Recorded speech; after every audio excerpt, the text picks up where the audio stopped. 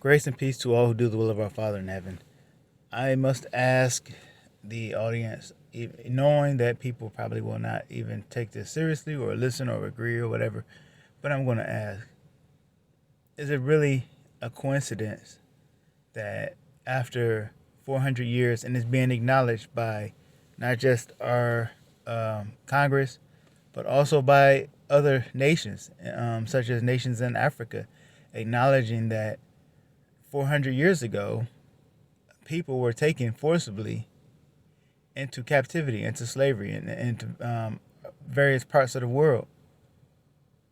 And nations are now going to, actually, they're going to Africa and making these apologies and making sort of these promises to sort of um, make some kind of restitution, even though it's still not directed to us, those who are the descendants of those slaves and the descendants of those who suffered in the transatlantic slave trade.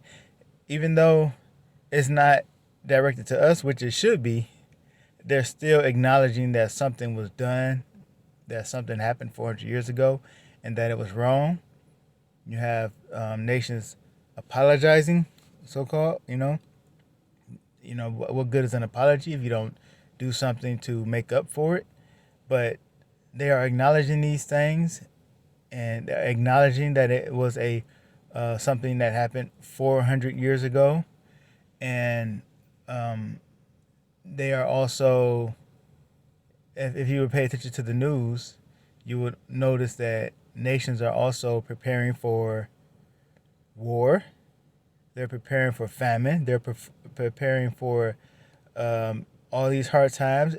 When did COVID start? Right? I shouldn't even say that.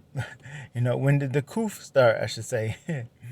That was. I can't edit that out now. I've already said it. YouTube is probably going to try to demote the video. But anyway, right? 2019, right?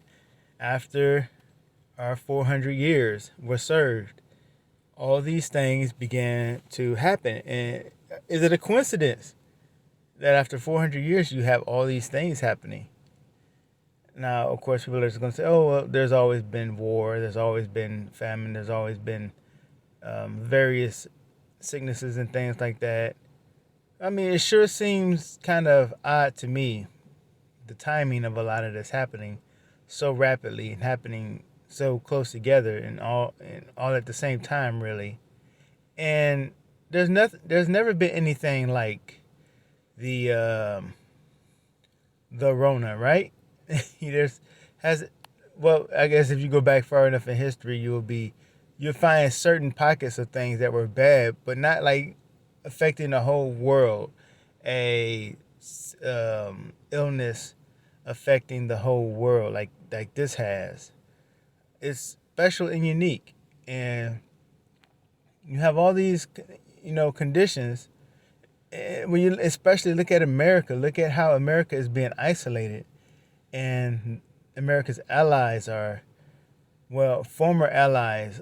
America still has some allies, but even they are going to be in some trouble too. So I still say that they're isolated because those who are still America's allies are in a heap of trouble themselves, and they also had a hand in the transatlantic slave trade. So you see all those nations who really benefited and prospered the most off of that look to be and headed towards some seriously troublesome times and soon.